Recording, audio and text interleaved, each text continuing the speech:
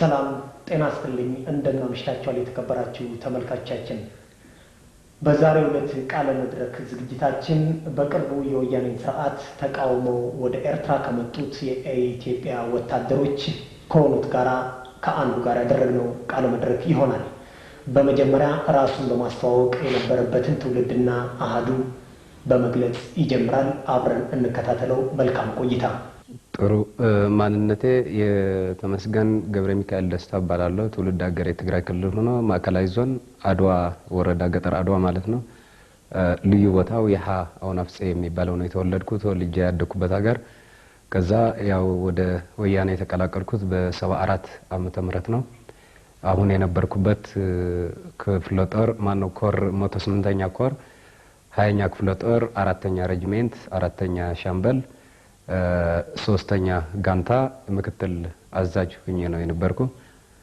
ሰራ የነበረ እሺ የ1974 ዓመተ ምህረት ነባር ታጋይ ሆነ እስከ ዛሬ ድረስ እንዴት ምክትል 10 አለቃ ብቻ ልትሆን ቻልክ ጥሩ ቀደም ሲል ያው ሞት አለቃ ነው የነበርኩ በተለያዩ ምክንያቶች ከነሱ ጋር አለመስማማትና በሚፈጠሩ ግጭቶችም የተለያዩ ክርክሮችም እነሱን የሚያወርድ መመሪያዎች በአጠቃላይ ስለማይመስለኝ ስለማላምንበት ይሄን በመቃወም ወደ 50 አለቃነት ከዛ እንደዛ ያለ ወደ ምክትል 10 አለቃነት ደርሻለሁ የመጀመሪያ ስልጣኔ ግን ያው ሙሉ ሞት አለቃ ነው ምክትል 10 አለቃ ተመስገን ገብረ ሚካኤል ደስታ የትግራይ ህዝብ በተለየ በትግሉ ወቅት ለድርጅቱ ሁለንተናዊ ድጋፍ በማድረግ ወያኔን ለድል እንዳበቃ ከፍተኛ ሚና መጫወቱን ማንንም የሚከደው አይደለም ሆኖም ከድሉ ማግስት ወያኔ ወገኑንና ለስልጣን ያበቃውን ህዝብ ከናካቴው መርሳቱ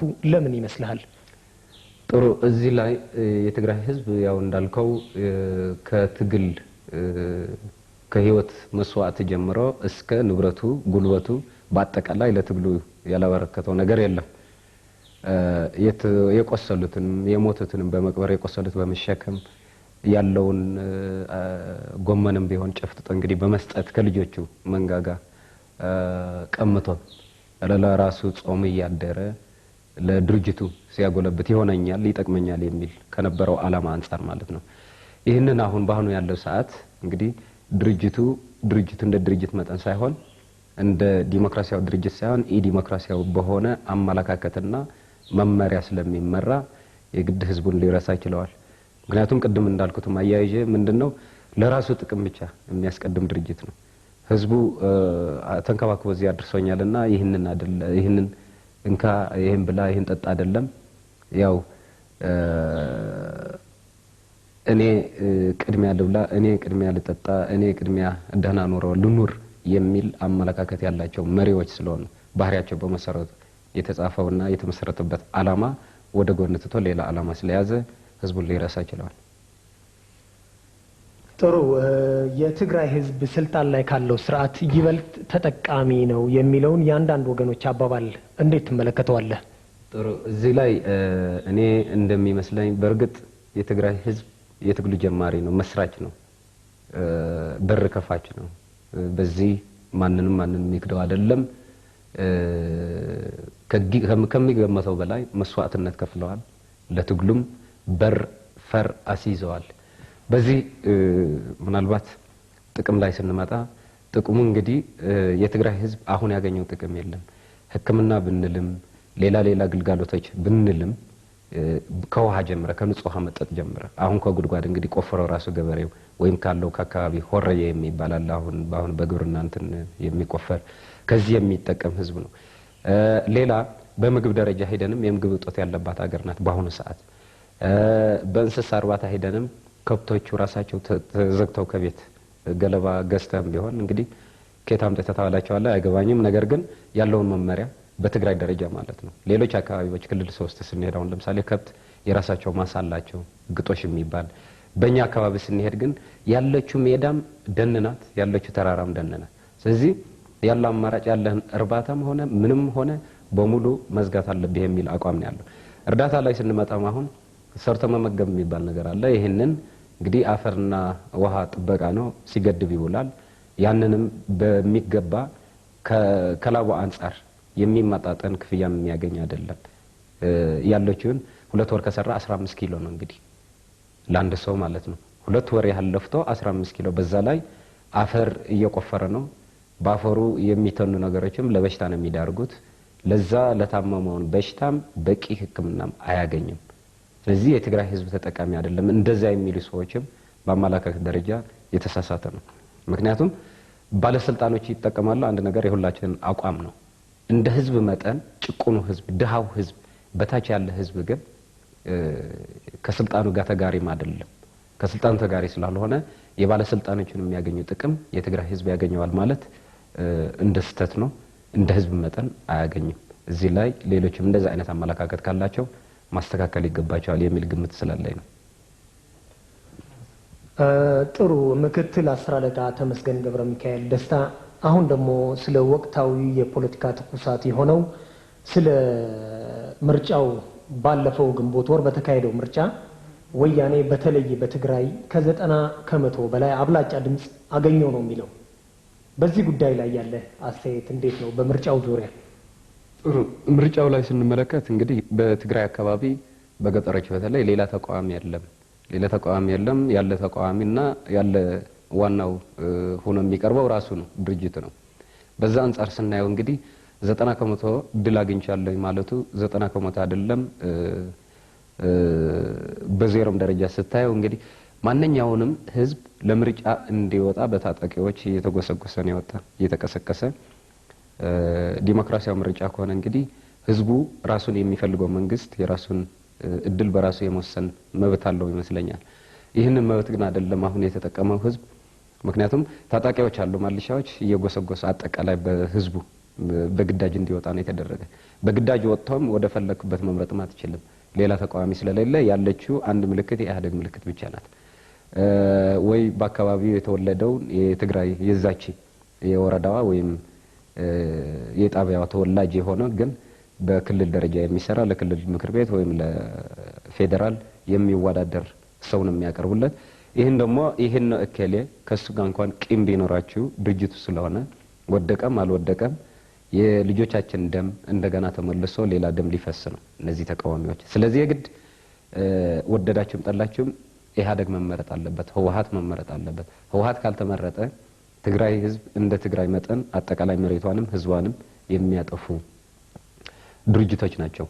አጠቃላይም ከስብሰባ ላይ አሁን ለምሳሌ ለቅስቀሳ ሲሄዱ ስብሰባ ላይ እንዳይመጡ ህዝቡ በሰላማዊ ሰልፍ ውጡ እንዲላቸው ለ3 ቀን 4 ቀን ሴሚናራት እየተሰጠ ነው እንግዲህ ሲካሄድ የነበረ።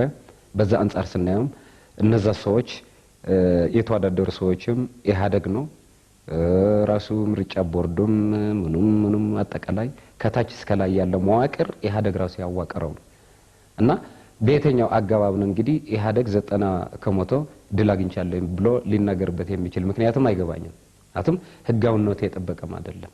ህጋዊነቱ እና አግባብነት አለው የምንለው ነገር ከሆነ ምርጫ ቦርድም ከድርጅቱ ነፃ የሆነ መሆን አለበት። የቀበሌ ሊቀመንበር ሆኖ እዛ አስመራጭ ኮሚቴ ላይ የቀበሌ ጸጥታ ሆኖ ፖሊስም ፍትም ምንም ሆነ ሰራተኛ እዛው ምርጫ አስመራጭ ኮሚቴ ነው።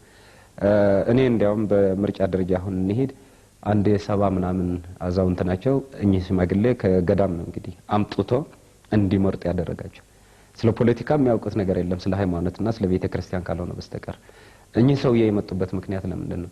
ይህን ያህል ህዝብ ይደግፈኛል በትግራይ ውስጥ እኚህ ሽማግሌም መርጦኛል ለማለት አድቨርት ለማድረግ ካልሆነ በስተቀር በትክክል ምርጫ ተካሂዶ በትክክል አግባብነቱ የጠበቀ ምርጫ አካሂዶና ድል አግኝተዋል የሚል ግምት ግን የለኝም። የሚሉትን ፕሮፓጋንዳ ካልሆነ በስተቀር አልሞት ባይ ተጋዳይ ነው በአጠቃላይ በአሁኑ ሰዓት ኢህአዴግ ያለው እንጂ በገጠርም እነዛ ተቃዋሚ ድርጅቶች መጥቶ ቢሆን ኖሮ ማንን እንደሚመርጥ እንግዲህ ከወዲህ የምታውቀው ነገር አለ።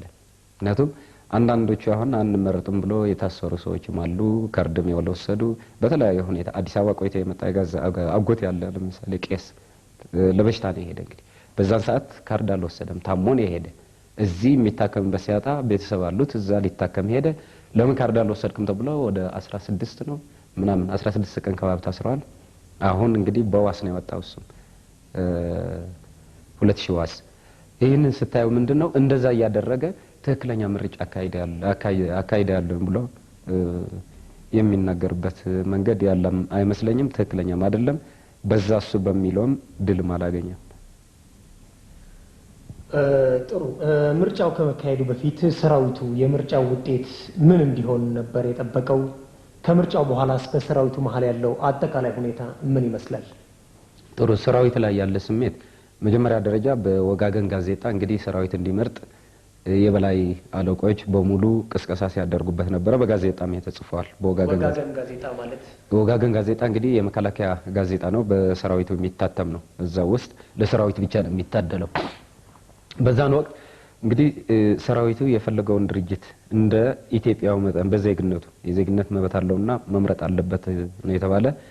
ምርጫው ላይ ሲካሄድ የውስጥ እነዚህ ደህንነቶች አንዳንድ የነሱ የቅርብ አለቅላቂዎች የሆኑ ሰዎች አሉ። ለምሳሌ ከሰራዊቱ የልብ ትርክታ የቀን ተቀን ለበላይ አለቆች ስለሚያስተላልፉ ይመስለኛል። እንደዛም ነው በርግጠኝነት እንትን ስገልጸው ትመርጣለህ ተብሎ በኋላ አትመርጥም ሲባል እንግዲህ የተለየ ምክንያት የለውም። አንድ ለአንድ ሁላችን በጋራ ማለት ከየጓደኛው የሚያወራው ወራ አለ። ይሄ ወረ ምንድነው? እኔም መምረጥ ከሆነ ቅንጅት ነው የምመርጠው ወይም ህብረት ነው የምመርጠው፣ ሌሎችም ድርጅቶች እንደሚመርጥና ኢህአዴግ እንደማይመርጠው ከሰራዊቱ የሚያመለክቱ አንዳንድ በጨዋታ የሚወጡ ነገሮች አሉ። ወታደር እንደ ወታደር መጠን ማለት ነው አትመርጥም። ማንኛውም ወታደር የሚመረጠው መንግስት የመራውን ይመራል፣ ካልሆነ ግን ወታደር እንደ ወታደር መጠን ሊመርጥ አይችልም የሚል ትዕዛዝ ነው የተሰጠው። ይህንን እንደዛ ሆኖ ማለት ነው እንደዛ ሆኖ ወታደሩ ባለመምረጡ በጣም ከባድ ሀዘን ላይ ነው። ምክንያቱም መምረጥ ነበረበት።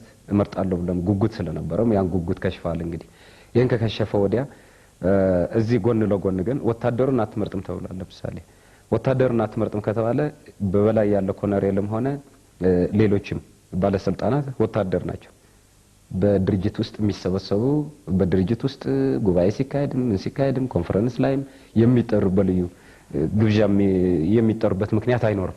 ምክንያቱም ምርጫ ላይ ስንሄድም አሁን እነዚህ ሰዎች ሲቪል ልብስ ለብሰው እነ ሻለቃ ገብረ መስቀል እነ ሌተናል ኮሎኔል ንጉሴ እነ ነጋ እነ ማነው ወላይ በርህ የሚባል ሞት አለቃ እንደዛ አይነት ሰዎችም ሲቪል ልብስ ለብሰው በያሉበት ሚስቶቻቸውና ልጆቻቸው ባሉበት አካባቢ ሄደው እንዲመርጡ ነው የተደረገ።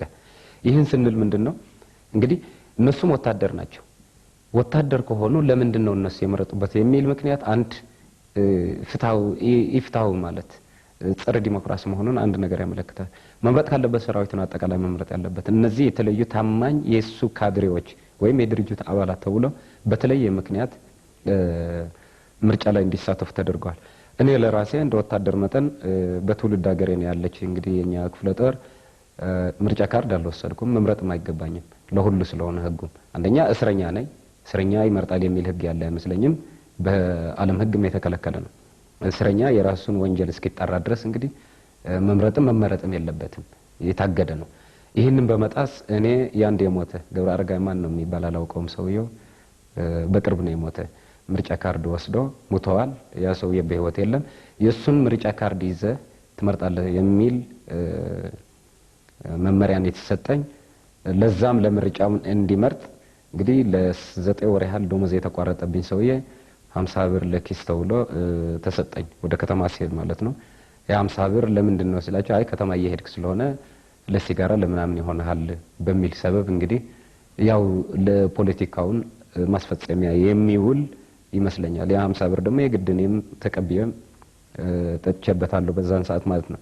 እና አልመርጥም ለምንድን ነው የሞተ ሰውዬ እኔ ካርድ የሚይዘው የራሴን ካርድ አልያዝኩም በሚልበት ሰዓት ይህንን የሚያገባ ነገር የለም። እኛ ያ ካርድ ከስሮ እንዳይቀር ድርጅቱም አንድ ካርድ ከቀረ አንድ ቁጥር ስለሚጎድል የግድ ቁጥሩን ለማሟላት አንተም መምረጥ አለብህ በሚል ቅስቀሳ ሄጄ መረጥኩት። ያን ካርድ ባዶ ነው እኔም ራሴ ያስገባሁት ማለት ነው። ሌሎችም የሞቱ ሰዎች አሉ እንደዛ ያው ብዙ ሰዎች ከአካባቢው ተወላጆችም ሆኑ ምንም አቅመ አዳም ያልደረሱ እነ ዘካሪያስ የሚባሉ ወደ የቄስ ሀጎስ ልጅ ማለት ነው። እነሱም ራሳቸው ወደ 16 ዓመት ነው 7ኛ ክፍል ተማሪ ማለት ነው። እነሱም ሳይቀሩ ነው እንግዲህ ምርጫ ላይ የተሳተፉ። እዚህ ላይ በምርጫ ቦርድ ህግ መሰረት የሞተ ሰው ውክልናን ይዘህ የመምረጥ መብት አለ የሚል ህግ አለ። በማንኛውም አገር እንግዲህ ሲታይ በውክልና መምረጥ ይቅርና ቦርድ ከተባለ ትክክለኛ ዲሞክራሲያዊ በሆነ ምርጫ የሚያካሂድ ቦርድ መሆን አለበት። እንግዲህ ከግንዱ ነው ራሱ ግንዱ ከበሰበሰ ዛፉ እንግዲህ አበባ ያወጣል ማለት አይደለም። ግንዱ በስብሰዋል፣ ድርጅቱ በስብሰዋል። መበስበስ ብቻ ሳይሆን ወደ ፋሽስትነት ተቀይረዋል። ይህን ከተቀየረ እንግዲህ የራሱ የተለየ ባህር ነው ያለው። ስለዚህ ህግ አለ ማለት አይደለም። ህጋዊ መንግስት ስላልሆነ በህዝብ የሚመራና በህዝብ የሚገዛ መንግስት አይደለም። ያረቀቀውን ህገ መንግስት አክብሮና በሱን የሚመራ መንግስት አይደለም። ምርጫ ቦርድም የኢህአዴግ ተገዢ ነው። ኢህአዴግ ራሱ በሚደጉመው ድጎማ ራሱን ደፍቶ አንገቱን ጥሎ የሚሄድ ምርጫ ቦርድ ነው ያለው። ስለዚህ ይህ ምርጫ ቦርድ ራሱን አግባብነት የጠበቀ ድርጅት እና ቦርድ እስካልሆነ ድረስ የግድ ምንድነው መሆን ያለበት? ያለ አግባብ የምትሄድባቸው ነገሮች ብቻ ናቸው የሚነግሱ እና በዛ አንጻር ነው እንጂ የሞተ ሰው ካርድ ይዘህ በውክልና ትመርጣለህ የሚል ህግ በዓለም ደረጃም የለም። የተወገዘም ክልክል ነው።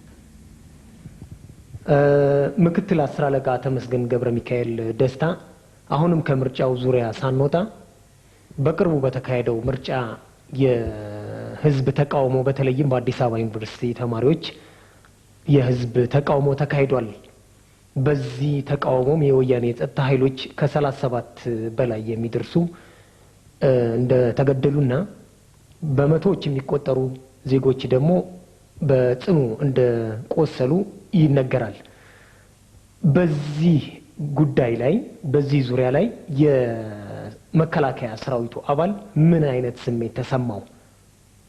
ጥሩ ሰራዊቱ እንደ ሰራዊት መጠን አሁን ባለው የፖለቲካ ቀውስ እንግዲህ በኢትዮጵያ ውስጥ በጣም ከባድ ችግር ነው ያለ።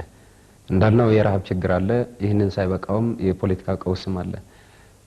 አዲስ አበባ ባለፈውን ግንቦት ሰባት በተካሄደ ምርጫ ኢህአዴግ ራሱ ማነው ጠቅላይ ሚኒስትሩ እንግዲህ ያለ አግባብ የሆነን እኔ አሸንፊያለሁ ምክር ቤትን የመመስረት አቅምና ስልጣን ህዝቡ ሰጥተኛል ብሎ በግልጽ አውጀዋል። መነሻውም ይሄ ነው። መግለጽ ያለበትም ሊገልጽ ከሆነ ትክክለኛውን ምርጫ ቦርድ ነበረ። ምርጫ ቦርድም ይሄንን አልገለጸም። ኢህአዴግ እንደ ድርጅት አሸንፎ ሊሆን ይችላል።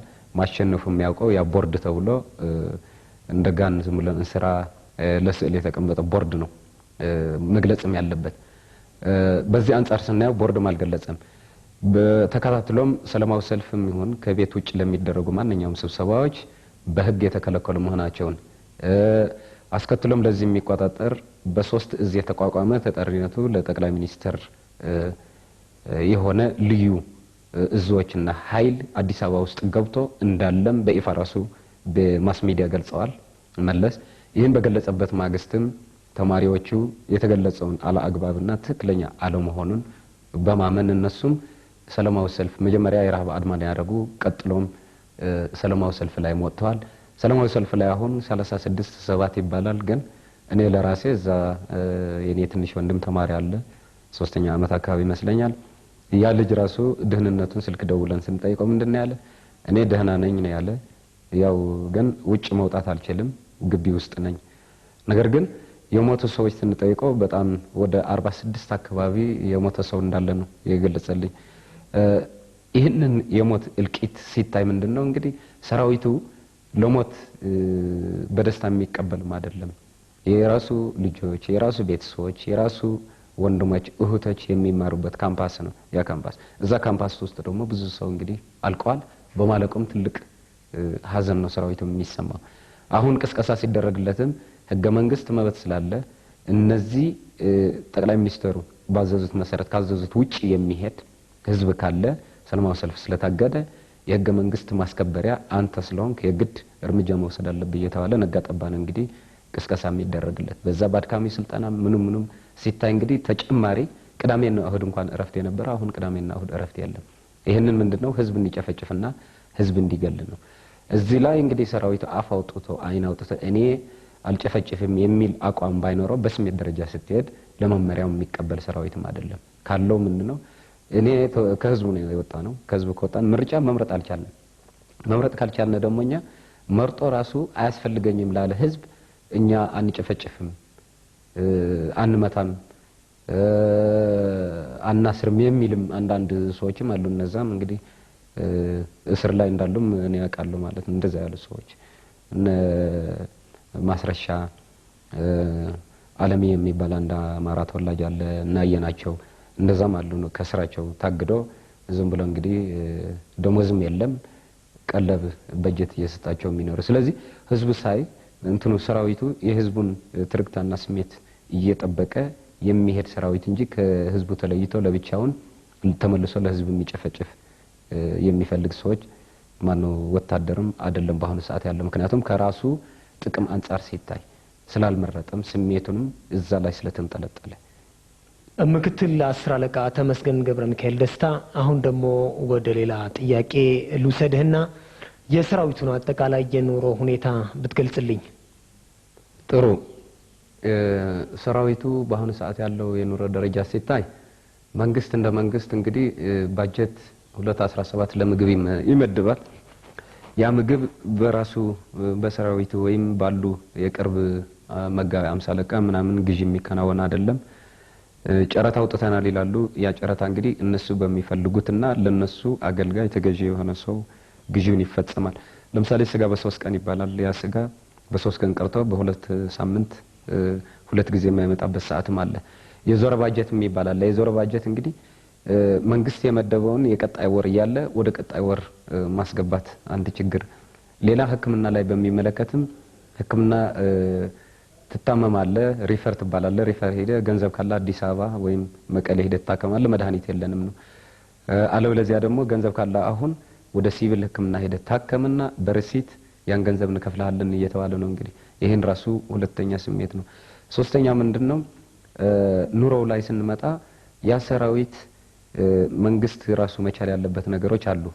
እንደ ልብስ፣ እንደ ፍራሽ፣ አጠቃላይ ጫማ ምናምን እነዚህ መንግስት ነው እንግዲህ ማቅረብ ያለበት። አልጋም ራሱ ማለት በአሁኑ ሰዓት ሰራዊቱ በመሰረት አልጋ ያለው መደብ ላይ ነው። እንግዲህ ቤቶች ተሰርተዋል፣ በራሱ ሰራዊት ገንብተዋል። ያ የሰራው ቤት በመደብ ነው እንግዲህ የሚተኛበት ያለ። ለፍራሽ 70 ብር፣ ለብርድ ልብስ 70 ብር፣ ለጃኬት ሬንጀር ፋቲክም ጫማ ከስከስም ምናምን እየተባለ እንግዲህ ያቺን አንድ ጫማ አሁን በ70 ብር ነው መንግስት የሚመደበው። የራሱ መደብሮች የንግድ ሱቆች አሉ ራሳቸው ለንግድና ለትርፍ የተመሰረቱ ናቸው እንጂ ሰራዊቱን ትክክለኛ አገልግሎት ለመስጠት የተመሰረተ አይደለም። ያ ጫማ በ70 ብር ደሞዝ ወስደሃል እንትን ገንዘብ ማለት ነው። በ70 ብር ግን አይደለም 102 ነው እንግዲህ ለአንድ ከስክስ 32 ብር ከኪስ ከደሞዝ ነው የምትጨምረው ያለ። ማንኛዎቹ ልብሶች በገንዘብ እንድትገዛ ነው የተደረገው። ይሄንን ለምንድን ነው እንግዲህ ለራሱ ጥቅም ነው። በዛም አንድ ጥቅም ማስገቢያ ነው። ትርፍም አለው። 32 ብር ከአንድ ጫማ ማግኘት ማለት ቀላል አይደለም።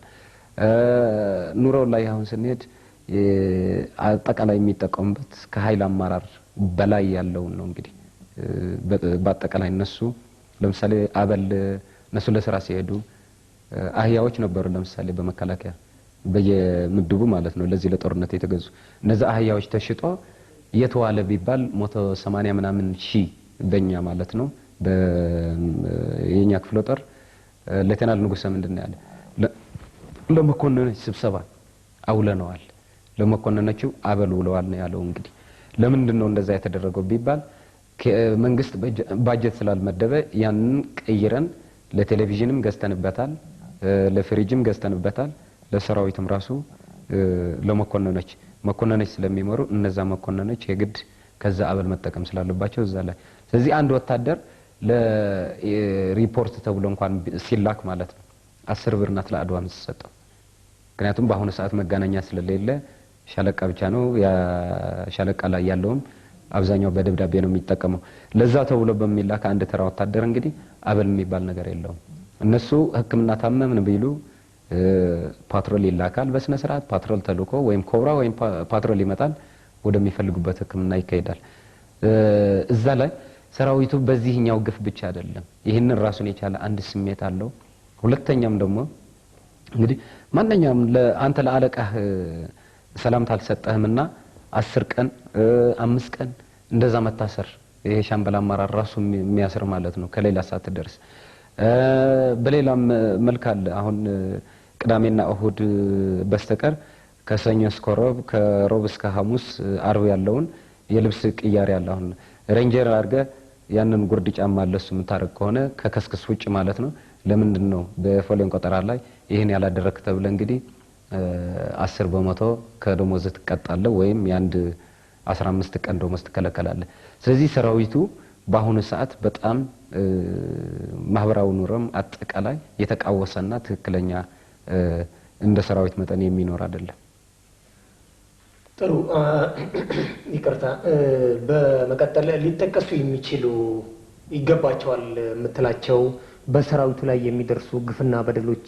ካሉ ብትገልጽልኝ ጥሩ በሰራዊቱ የሚደርሱ ግፍና በደሎች አሁን ለምሳሌ እንደ ገለጽኳቸው እነዚህ የኑሮ ልዩነቶች አንድ ራሱን የቻለ ግፍ ነው እስራት ቅያት ያለ ፍርድ ዝም ብለህ ከማይፈልገው ቦታ የተቆፈሩ በግሪደርም ሆነ ምንም ማብራት የሌላቸው የራሳቸው የመሳሪያ መደበሮች ብለው የተቆፈሩ እንደና አየር ኃይል ግራውንድ ምናምን አካባቢ አለ እንደዛ አካባቢ ማሰራሱ ቤተሰቦች መጥተው በአግባቡ አለመገናኘት ፍቃድ እናቴ ሞተች ብትላቸው እናቴ ተባቱ ይደገም ነው ፍቃድ የለም እነሱ የሚፈልጉትና ራሳቸው ለራሳቸው አገልጋይ የሆነ ደርሶ ሊመለስ ይችላል የሚሉትን ሰው ካልሆነ በስተቀር ማንኛውም ተራ ወታደር እንደ ወታደር መጠን እንደ ዜጋ መጠን ያን መብት አገኛለሁ ብትል እንብለ የተስፋ ዳቦ ነው የለም ይሄ ራሱ ትልቁ ችግር ሚስት አግብቻለሁኝ 217 ስጡ የምትላቸውም 217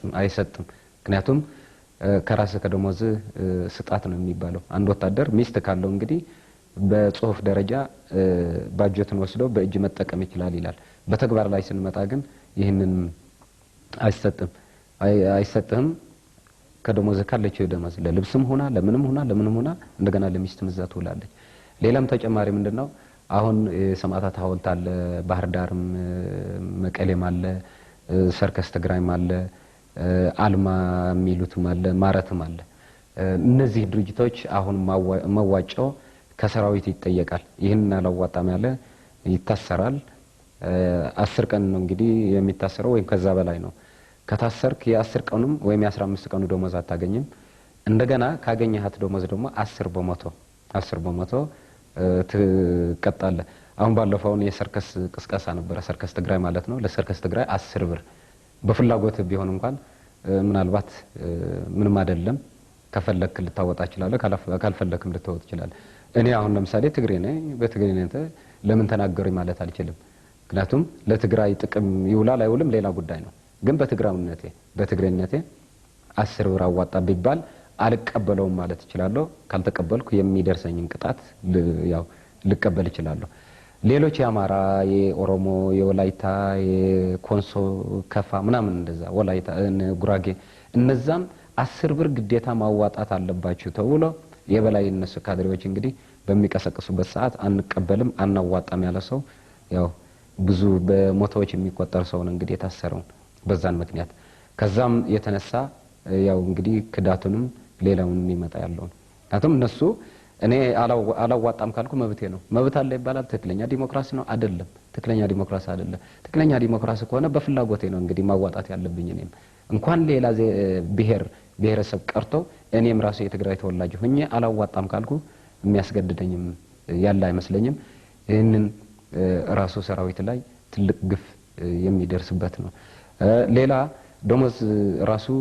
በተዘዋረቀ መንገድ ነው እንግዲህ በ30 መውሰድ ካለብህ በ20 ይመጣል በ20 መጥቶ ደግሞ እንደገና በሚቀጥለው 2 ወር 3 ወር የምታደርግበት ጊዜም አለ ስልክ ልደውል ብትል ከማን ጋር ይደወልክ እንግዲህ ስልክ ስትደውል አንተ በማታውቀው እንግዲህ ጓደኛህ መስሎ ቀርቦ አንድ የደህንነት አባል አንተ ጋር ይላካል ያ ስልክ ምን ላይ እንደምታወራ ዱባለም ይባላል እንግዲህ ተራ ወታደር ነው የ87 ቅጥር ይመስለኛል ያን ወታደር እናቴ ሞታለችና ወደ ቤተሰብ ሊሄድ ነኝ ብሎ በሚጠይቅበት ሰዓት አትሄድም ተብሎ ካልሄድኩ ለምን እኔ ማልሰራም በሚልበት ሰዓት የታሰራለ እስካሁን ማለት ነው ፍርድ ምንድነው እንግዲህ ያው ሁላችን በጽሞና የምንከታተለው ይሆናል።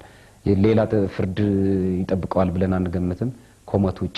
አንደኛ የሲዳማ ተወላጅ ነው፣ ወደ ሌላ ድርጅት አባልና የሌላ አቋም ያለ ሰው ነው ተብሎ የተገመገመ ነው። በዛም ያው በጠና እንግዲህ በገመድ ታስሮ ነው የሚውለው የሚያድረው፣ ሲበላ ብቻ ነው የሚፈታው። ስለዚህ ሰራዊቱ ብዙ ግፎች ናቸው። እነዚህ እንግዲህ ታሪክ ሊገልጻቸው ይችላል ወደፊቱ። ይሄን ዝርዝር አሁንም የምንጨርሰው አይደለም። ባጭሩ ግን ለመጥቀስ እነዚህ ይበቃሉ ብዬ ገምታለሁ። ክቡራንና ክቡራት የቃለ መድረክ ዝግጅት ተከታታዮቻችን ከምክትል 10 አለቃ ተመስገን ገብረ ሚካኤል ማለትም የ1974 ዓመተ ምህረት ነባር የህወሓት ታጋይ ከነበረው ጋር ያደረግነው ቃለ ምልልስ በዚህ አላበቃም። ተከታዩን በሌላ ጊዜ ይዘንላችሁ እንቀርባለን። ሰላም ጤና ይስጥልኝ።